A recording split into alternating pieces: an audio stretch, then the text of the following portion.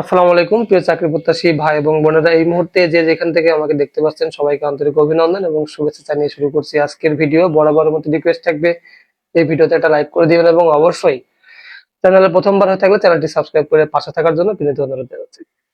আজকে যে বিষয় নিয়ে কথা হবে অলরেডি ভিডিওর টাইটেল এবং থাম্বনেল দেখে বুঝে গেছেন এক্স্যাক্টলি আজকে কথা হবে সেনাবাহিনীর অসামরিকে 548 জনের যে সার্কুলার হয়েছে ওইখানে আপনাদের কাদের কাদের কপাল খুলতে যাচ্ছে এবং কাদের কাদের কপাল খুলবে না সেটা তো আমরা জানতে পারবো পরীক্ষার পরেই। এবং এই পরীক্ষা দেওয়ার জন্য যে পরীক্ষার আগে যে প্রসেসিং গুলো আছে সেইগুলা নিয়ে কিছু ঝামেলা আছে। এই বিষয় নিয়ে আসলে আজকে ভিডিও বানানো খুবই জরুরি ছিল, যদিও নর্মালি আমি খুবই সিক আজকে তারপরেও আপনাদের জন্য ভিডিওটা বানাচ্ছে, তো প্লিজ কন্টিনিউ করে নিয়ে যদি আমার একটু ভয়েসের সমস্যা হয়। তো প্রথমে বলে রাখতে যাচ্ছি যে পরীক্ষার আগে যে বিষয়টা সব থেকে বেশি গুরুত্বপূর্ণ সেটা হচ্ছে অ্যাডমিট কার্ড পাওয়া বা ফেরত খাম পাওয়া। আপনারা অনেক ওস্তাদ আছেন যারা আমাদের থেকেও বা আমার থেকেও খুব ভালো শিক্ষিত, বেশি শিক্ষিত, বোঝেন বেশি। আমি আপনাদেরকে বহুতবার রিকোয়েস্ট করেছি কিভাবে ফেরত খাম লিখবেন, সেটাও আমি আপনাদেরকে বলে দিয়েছি। তো অনেক জ্ঞানী গুণী লোক আছেন যারা উল্টা পাল্টা, মানে আপনাদের নজরে আপনারা ঠিকই লিখেছেন, বাট আপনারা যে আবেদনপত্রটা যে ইউনিটের অনুকূলে পাঠিয়েছেন ওই ইউনিটের অনুকূলে যারা ওই আবেদনপত্রগুলো পর্যবেক্ষণ করে তাদের নজরে আসলে এগুলো ভুল হয়েছে। তো আমার মনে হয় না যারা এই ধরনের ভুল করেছেন তাদের আসলে ফেরত খাম আসবে। এখন প্রশ্ন আসতে পারে যে ভুলটা কি। প্রথমত আপনাদের কিভাবে আপনারা আবেদন করবেন এই বিষয় নিয়ে আমি কিন্তু আমার চ্যানেলে একটা ভিডিও দিয়েছিলাম। আপনারা অনেকেই দেখেছেন, অনেকেই ওটা দেখে দেখে অ্যাপ্লিকেশন করেছেন, তবে কিছু কিছু লোক দেখেননি। তো না দেখার কারণে টুকটাক কিছু ভুল করেছেন। দেখেন, টুকটাক ভুল করলে সেটা কোনো ব্যাপার না, ওটা সলিউশন আছে, ওটা সমাধান করা যায়। বাট এমন এমন কিছু ভুল আপনারা করে রেখেছেন বা করে পাঠিয়েছেন আমার কাছে, বেশ অনেকেই, আমি এরকম অনেক রিপোর্ট শুনলাম। তো তারই মনে হলো যে এই ভিডিওটা বানাই। যদি আপনি এরকম ভুলটা করে থাকেন তাহলে ভাই পরীক্ষা দেওয়ার আশা ছেড়ে দেন, দরকার নেই। প্রথমত আপনারা আপনাদের সমস্ত ডকুমেন্টস সত্যায়িত না করে শুধুমাত্র ফটোকপিটাই পাঠিয়ে দিয়েছেন। হ্যাঁ, আমি 100% গ্যারান্টি দিয়ে বলতেছি আপনি ফেরত খাম আসবে না যদি আপনারা এরকম করেন। 2 নম্বর, ছবি আপনারা পিন আপ করে না দিয়ে ওই উপরে যেটা ঘর থাকে ছবির ঘর, ওইখানে পিন আপ না করে দিয়ে খামের মধ্যে ছবি পাঠাই দিচ্ছে। ভাই, আপনার মতো হাজার হাজার পোলাপান ওই ইউনিটে বা ওই সেনাবাহিনীতে অ্যাপ্লিকেশন করে, ওইখানে আপনি যেই হন না কেন আপনার অ্যাপ্লিকেশনের ওই ছবি পিন আপ করে লাগিয়ে দেবে এরকম মানুষটা নেই।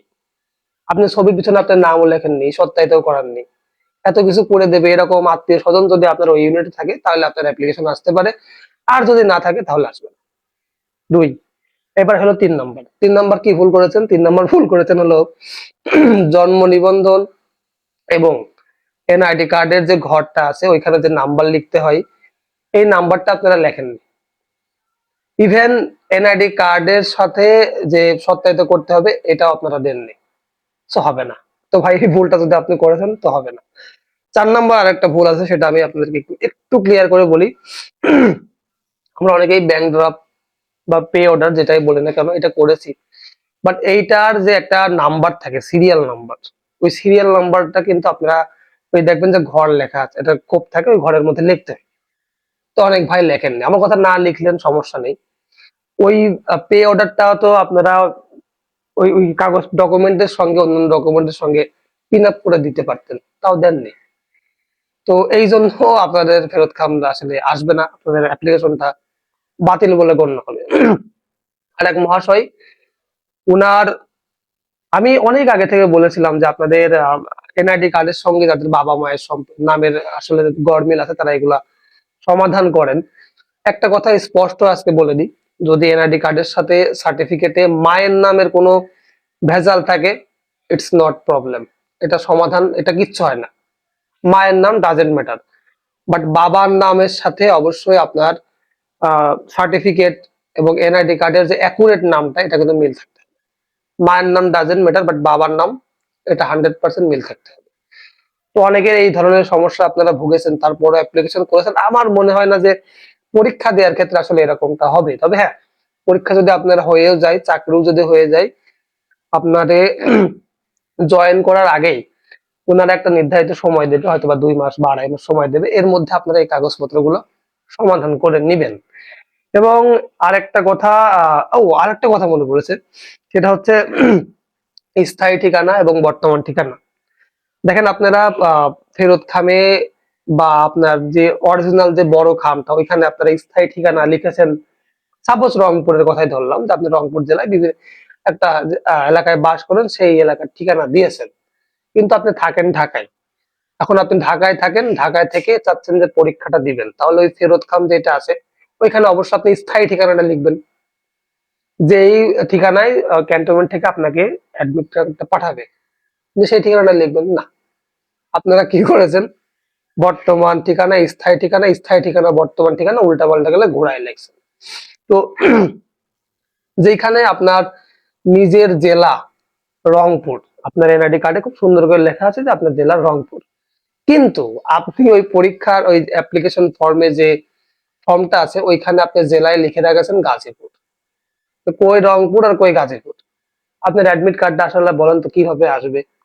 আমি যে এতবার আপনাদেরকে বলেছিলাম যে ভুল করা যাবে না, ভুল করেন না, দরকার হয় 2-3টা করে অ্যাপ্লিকেশন ফর্ম উঠাই নিয়ে আসেন, যদি একটা ভুল হয় আরেকটা দিয়ে সারবেন, কে শোনে কার কথা। তো যাই হোক, যদি আপনারা এই ধরনের ভুল করে থাকেন তাহলে অ্যাডমিট কার্ড আসবে না, সোজা সাপটা বাংলা কথা। এবং যদি এই ধরনের ভুল না করে থাকেন, ছোটখাটো ভুল যদি করে থাকেন, দেখা যাচ্ছে নামের বানান ভুল করে লিখছেন, তারিখ লিখতে মনে নেই, নিজের নামের সিগনেচার করেননি, এরকম যদি কোনো টুকটাক মেজর প্রবলেম হয়, সেটা কোনো ইফেক্ট পড়বে না। বাট যদি আমি যে ধরনের প্রবলেমের কথাগুলো বললাম এগুলো যদি করে থাকেন তাহলে অবশ্যই সমস্যার সম্মুখীন হবেন, অ্যাডমিট কার্ড না আসার সম্ভাবনা 99%। এবং যারা এখনো পর্যন্ত পরীক্ষার প্রস্তুতি নেননি, অবশ্যই পরীক্ষা আগামী মাস থেকে শুরু হবে। আপনারা, এটা আমি আগে বলেছিলাম যে আপনারা আগামী মাসের 5 থেকে 6 তারিখের মধ্যে অ্যাডমিট কার্ড হাতে পেয়ে যাবেন, 10 থেকে 15 তারিখের মধ্যে ঢাকায় পরীক্ষা শুরু হয়ে যাবে। হাতে সময় খুবই কম। যারা এখনো পর্যন্ত পরীক্ষার জন্য প্রস্তুতি গ্রহণ করেননি, স্ক্রিনে দেওয়া নাম্বারে হোয়াটসঅ্যাপে যোগাযোগ করবেন। একদম সহজলভ্য, একদম অথেন্টিক, যেটা পরীক্ষায় আসার সম্ভাবনা সব থেকে বেশি, সেইগুলা বেছে বেছে বেছে বেছে আমি আমার সাজেশন দিয়ে দিছি।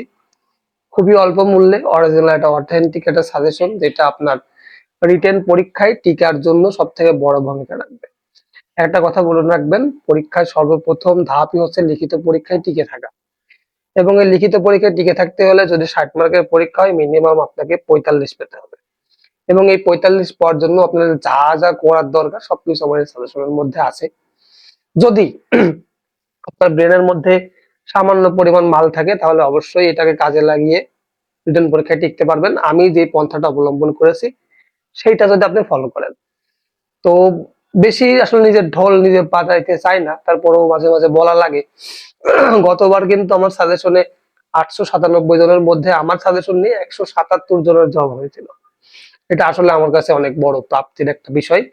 তো এইবার 548 জনের ভিতরে আমি যাদেরকে সাজেশন দিয়েছি, আমার মনে হয় যে তারা যদি পুরোপুরি কমপ্লিট করে এবং পরীক্ষায় যে একটা ভালোভাবে লিখতে পারে, ফিডব্যাক দিয়ে আসতে পারে, তবে আমার মনে হয় যে এবারও 548 জনের মধ্যে মিনিমাম 100 থেকে 150 জনের চাকরি হবে ইনশাল্লাহ, যদি তারা এটা পড়ে কমপ্লিট করতে পারে। এবং এই সৌভাগ্যবান যদি আপনি হতে চান, অবশ্যই স্ক্রিনে নাম্বারে হোয়াটসঅ্যাপে যোগাযোগ করবেন। জায়গায় কোনো ভাই ডাইরেক্ট ফোন দিবেন না, ডাইরেক্ট ফোন দিবেন না, ডাইরেক্ট ফোন দিবেন না, আপনারা এসএমএস দেবেন।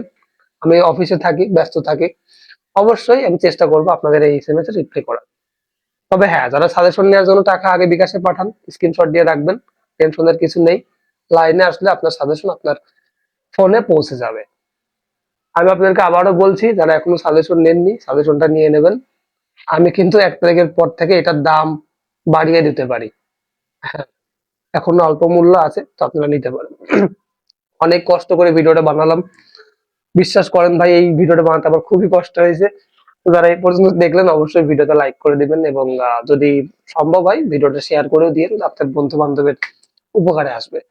আর যারা চ্যানেলটি সাবস্ক্রাইব করেননি, চ্যানেলটি সাবস্ক্রাইব করে রাখবেন। ভিডিওটা অনেক লম্বা হয়ে গেছে, আর কথা বলতে পারছি না বা বাড়াতেও চাচ্ছি না। পরবর্তী ভিডিও দেখার আমন্ত্রণ জানিয়ে আমি রাজ আজকের মতো এখানে বিদায় নিচ্ছি। সবাই ভালো থাকবেন, সুস্থ থাকবেন। আল্লাহ হাফেজ।